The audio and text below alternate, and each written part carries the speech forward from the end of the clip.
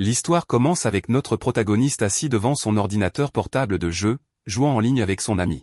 D'un ton désinvolte, il demande à son coéquipier pourquoi il semble distrait, en plaisantant, dit « Ta copine est en train de te faire un suçon ou quoi ?» Son ami rit et répond « Frère, comment tu as deviné?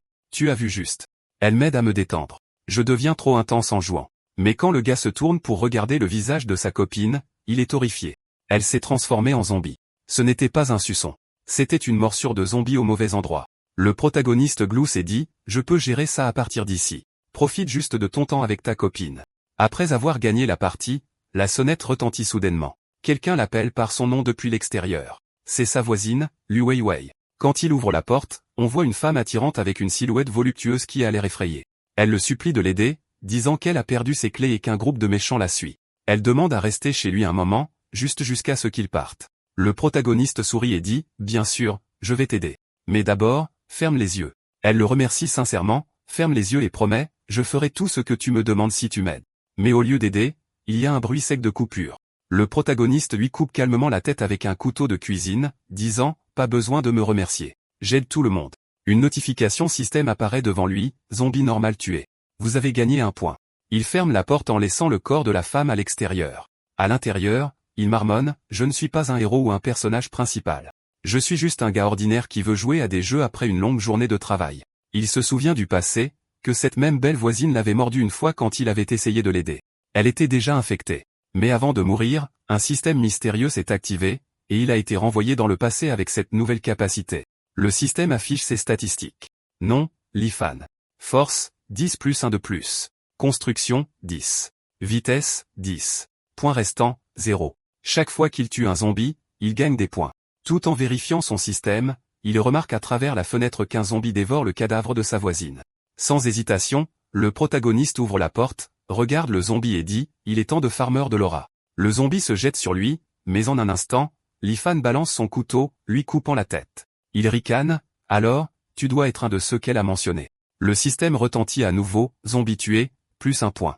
Regardant les restes de sa voisine, il soupire et dit « En tant que gentleman, je ne peux pas la laisser comme ça. Autant l'utiliser, sinon ce serait dommage. » Quelques minutes plus tard, on voit le protagoniste utiliser son corps comme appât, attirant plus de zombies, comme pêcher avec des insectes. Il tue plusieurs autres zombies, gagnant encore plus de points de système. Après quelques heures, cependant, l'appât a complètement disparu. Les zombies ont dévoré chaque partie de son corps. Il fronce les sourcils en pensant « Mon appât est terminé. Comment suis-je censé gagner plus de points maintenant ?» Puis ses yeux tombent sur la pile de zombies morts qu'il vient de tuer. Il les attache tous ensemble avec une corde et commence à les traîner, en murmurant « Il est temps de nettoyer l'appartement. Il faut rester responsable. » Mais soudain, il entend un bruit étrange venant de derrière lui. Puis il voit un vieil homme en fauteuil roulant apparaître derrière lui. Mais quand il regarde de plus près, il se rend compte que le vieil homme s'est également transformé en zombie. Sans hésitation, notre protagoniste balance son couteau et coupe la tête du zombie en disant « Je suis désolé, oncle, mais il n'y a aucun moyen de te sauver maintenant. » Il jette ensuite un coup d'œil au fauteuil roulant du vieil homme et ricane « Merci d'avoir apporté ce fauteuil roulant, oncle zombie. » Quelques minutes plus tard, on voit le protagoniste utiliser ce même fauteuil roulant pour transporter tous les cadavres de zombies à l'extérieur sans aucun effort. Il les jette tous dans une poubelle en marmonnant « Je me demande si ça compte comme déchets humides ou déchets secs. En tout cas, j'ai fait du bon travail. » Soudain, quelqu'un l'appelle depuis un balcon voisin. Le protagoniste lève les yeux et voit un homme debout, le fils arrogant de ce vieil homme. Il se souvient de la façon dont ce type l'intimidait dans le passé et lui a même volé son vélo. Quand il l'a signalé à la police, l'homme a rendu le vélo, mais le lendemain, il l'a battu violemment. De retour dans le présent, le protagoniste lève les yeux et demande calmement ce qu'il veut. L'homme est choqué par le calme du protagoniste et par le fait qu'il parle à voix haute, ce qui pourrait attirer les zombies. L'homme saisit rapidement un cahier, écrit quelque chose dessus et le lève. « Apporte-moi de la nourriture et des boissons. Apporte-les à ma porte. » Le protagoniste répond avec désinvolture, « Pourquoi devrais-je ? Je ne le ferai pas. » L'homme le regarde avec colère en criant, « Sale morveux. » Puis il écrit un autre message, « Si tu m'aides, je te laisserai rester avec moi. Je connais aussi une base secrète où nous serons à l'abri des zombies. » Mais le protagoniste secoue juste la tête et répond froidement, « Je ne suis pas intéressé par ton offre. » Le visage de l'homme se tord de rage. Fou de rage, il jette une assiette vers le protagoniste. Le fracas attire immédiatement l'attention des zombies à proximité qui commencent à se précipiter vers lui. Depuis le balcon, l'homme rit moqueusement en criant « C'en est fini de toi. » Mais le protagoniste, couteau de cuisine à la main, se déplace rapidement, tranchant chaque zombie qui l'attaque, leur coupant la tête un par un. L'homme au-dessus regarde, choqué, incapable de croire ce qu'il voit. Après un moment, il force un rire nerveux et crie, « Je l'admets, t'as des compétences. Mais de toute façon, tu vas bientôt mourir, alors rejoins-moi tant que tu le peux. » Le protagoniste sourit, soulève un des zombies par le bras et dit, « D'accord. Je te rejoins, mais d'abord, tu dois survivre à ça. » Il jette le zombie vers le balcon. L'homme hurle de panique, « Pourquoi as-tu fait ça ?» L'instant d'après, on voit l'homme attraper le zombie dans ses bras comme une princesse, complètement figé d'incrédulité. Quelques minutes plus tard, notre protagoniste s'éloigne sur son vélo, riant tout seul, en disant, « Profite de ton rendez-vous avec le zombie. » Après avoir tué de nombreux zombies, le protagoniste gagne plus de points grâce au système. Ensuite, on le voit dans un supermarché. Après avoir pris tout ce dont il a besoin, il se dirige vers la caisse et dit, « Je voudrais acheter ces articles » à un zombie qui était caissier. Quelques instants plus tard, après avoir fini avec les zombies restants à l'intérieur du magasin, le protagoniste se prépare à rentrer chez lui. Mais soudain, il entend un bruit fort, le bruit d'un moteur. Quand il se retourne, il voit un bus foncer droit sur lui avec une horde de zombies qui le poursuivent. Voir le bus déclenche un souvenir douloureux de son passé. Quand il était enfant, il était dans une voiture avec son père et sa belle-mère sur le chemin d'un dîner. Sa belle-mère, qui le méprisait, se disputait avec son père au sujet du comportement du garçon. Elle a dit qu'elle se sentait malade juste en regardant l'enfant de cette femme. Sur le siège arrière, le jeune protagoniste serrait son ours en peluche, les larmes aux yeux, en pensant à sa vraie mère décédée d'une maladie. Sa belle-mère a claqué en criant, « Arrête de pleurer ou je vais te battre à mort. » Soudain, elle a arraché le volant des mains de son père et a crié, « Arrête la voiture.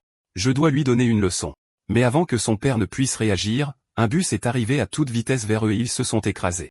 De retour dans le présent, le protagoniste adulte se tient silencieusement pendant que le bus s'arrête juste à côté de lui. Le chauffeur regarde par la fenêtre et dit, « Eh, gamin, tu veux monter ?» Puis il sourit méchamment et ajoute, « Mais je ne te prendrai pas tant que tu ne seras pas mort d'abord. Après que les zombies t'aient tué, alors je te laisserai monter. » Le protagoniste ne répond pas. Il reste juste là, serrant fermement son couteau de cuisine. À l'intérieur du bus, un petit garçon supplie le chauffeur, « S'il vous plaît, aidez-le. Laissez-le monter. » Mais le chauffeur attrape soudainement le garçon, lui tranche la gorge et jette son corps hors du bus en criant, « Puisque tu veux tellement le sauver, tu peux mourir comme lui. Dégage. » Le bus redémarre et le corps sans vie du garçon heurte le sol. Le chauffeur regarde le protagoniste dans le rétroviseur en murmurant, « Pourquoi ce type ne bouge pas? A-t-il déjà accepté la mort? Quel gamin effrayant. » Mais le protagoniste ne bouge pas d'un pouce. Calmement, il se dit, « Mourir? Je ne mourrai pas ici. » Il se souvient des derniers mots de sa mère avant son décès, « Mon fils, vis une vie heureuse avec toute la joie que tu peux. Je veillerai toujours sur toi. » Ces mots allument quelque chose en lui. Il lance soudainement son couteau de cuisine vers le bus, la lame tranche l'air et perce les pneus. Le bus perd le contrôle, dérape violemment avant de percuter un poteau. Le chauffeur, à peine vivant, hurle à l'aide, suppliant, « S'il vous plaît, aidez-moi. Sortez-moi d'ici. » Le protagoniste s'approche lentement et répond, « Qu'est-ce que ça fait de savoir que vous allez vous faire manger vivant par des zombies?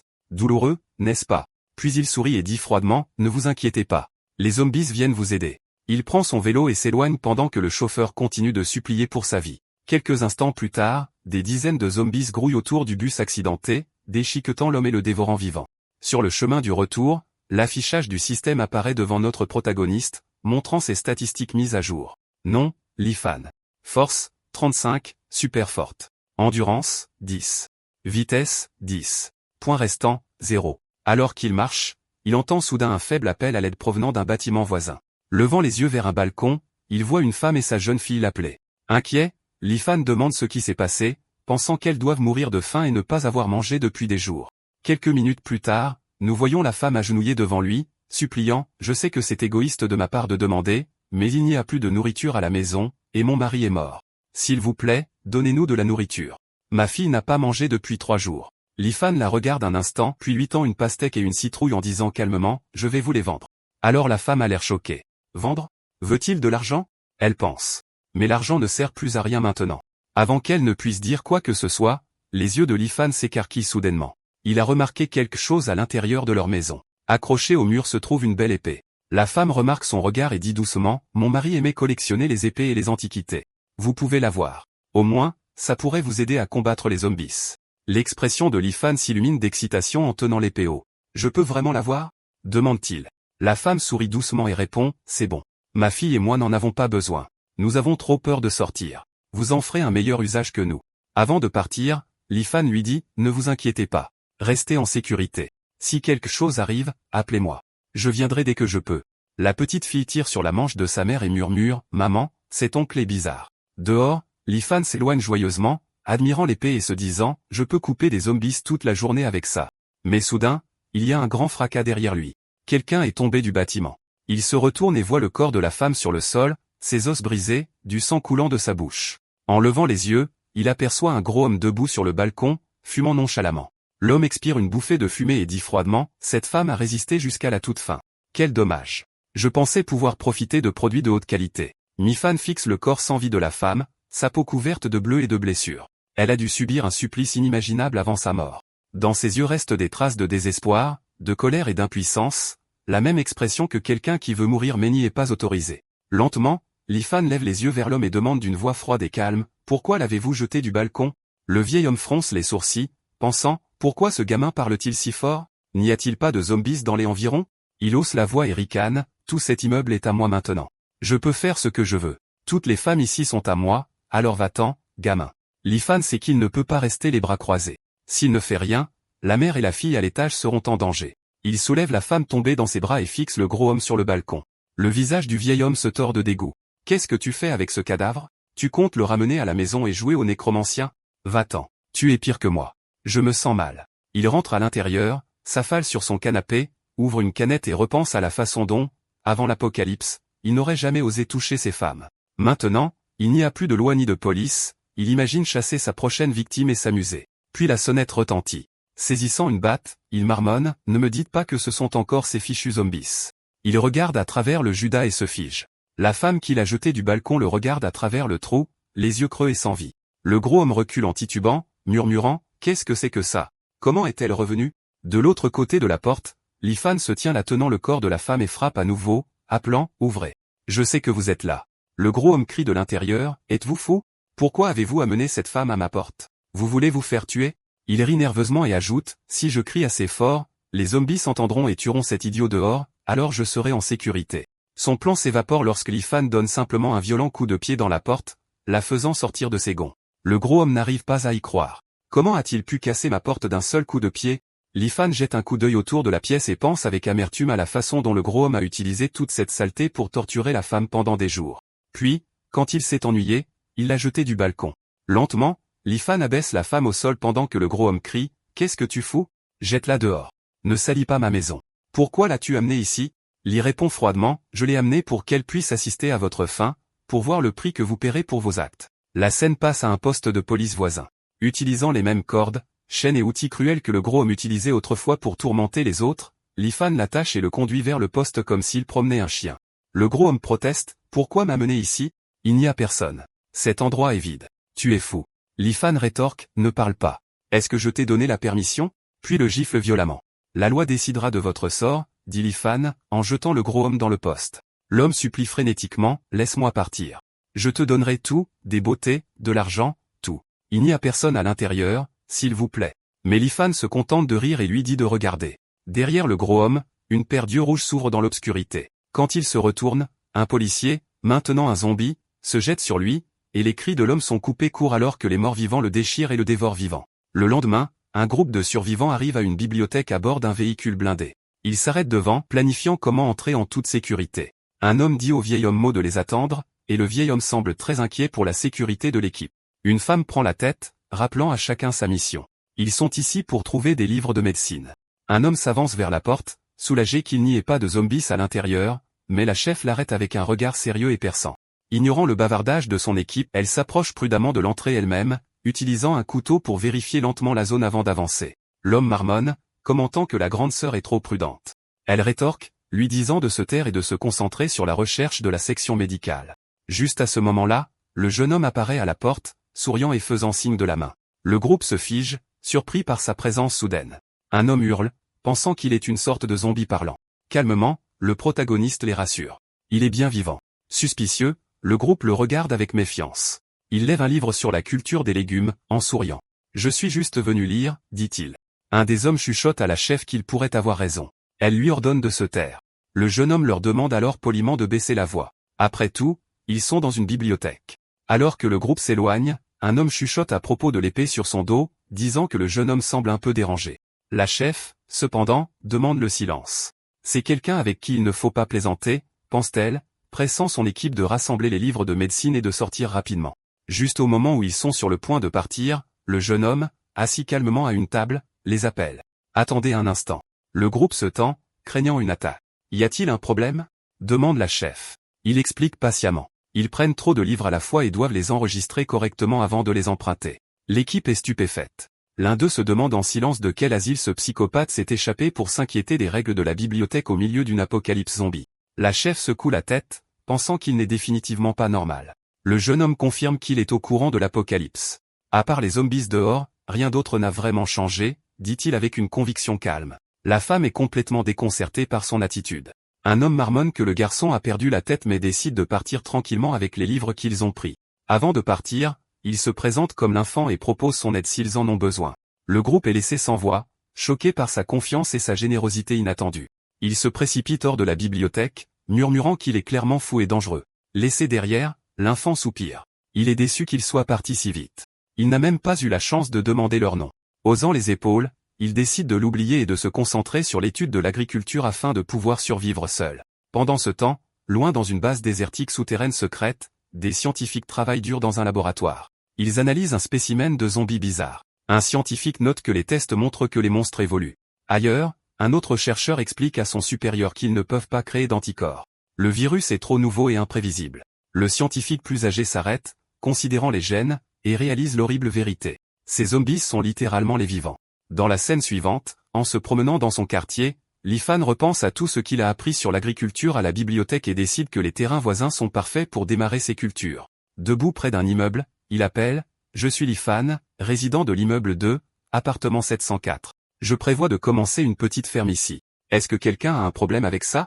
Soudain, des zombies sortent des bâtiments environnants, certains sautant même pour attaquer. Lifan dégaine l'épée qu'il a empruntée et Kooli dit « Alors vous, les zombies, avez un problème ?» Puis il les tranche un par un, coupant des têtes et gagnant des points du système à chaque mort. Quand le dernier zombie tombe, il appelle à nouveau « Y a-t-il quelqu'un de vivant ici qui s'oppose à ce que je plante des légumes ?» N'entendant aucune réponse, il sourit, pensant qu'il est libre de commencer son jardin jusqu'à ce que son estomac gargouille. Il n'a pas mangé depuis le matin. Quelques minutes plus tard, il est de retour chez la mère et la fille qu'il a aidé la veille, mangeant leurs conserves et leur offrant ce qu'il a. La femme le remercie mais proteste qu'elles ne peuvent pas continuer à accepter de l'aide gratuitement.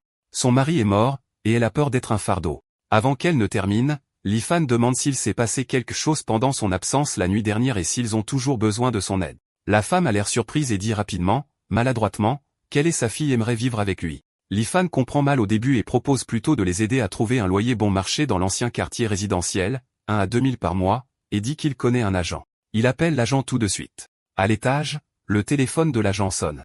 Il répond, pensant qu'une équipe de sauvetage est arrivée, mais Lifan est à l'autre bout du fil demandant « Bonjour, monsieur Chen. À propos de cette maison que vous avez listée avec l'agence Xinfeng, est-elle toujours disponible à la location ?»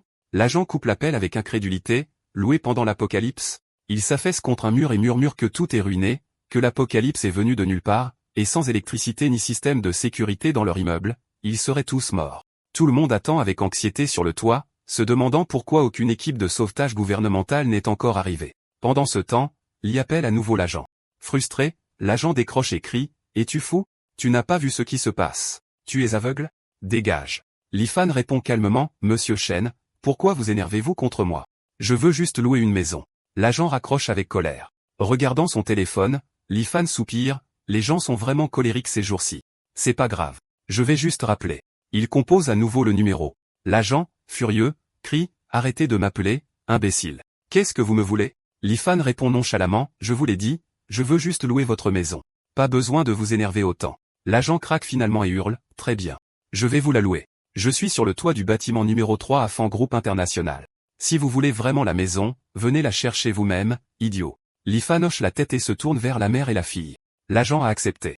Dit-il sincèrement. Je vais lui parler des détails pour que vous puissiez louer la maison. Avant que la femme ne puisse l'arrêter, il part. Sur le toit, l'agent secoue la tête quand quelqu'un demande qui a appelé. Juste un idiot qui me cherche, répond-il. Un autre homme le tire à l'écart et chuchote, nous avons rassemblé des provisions, mais ce n'est pas suffisant pour tout le monde. Que devrions-nous faire? L'agent fronce les sourcils.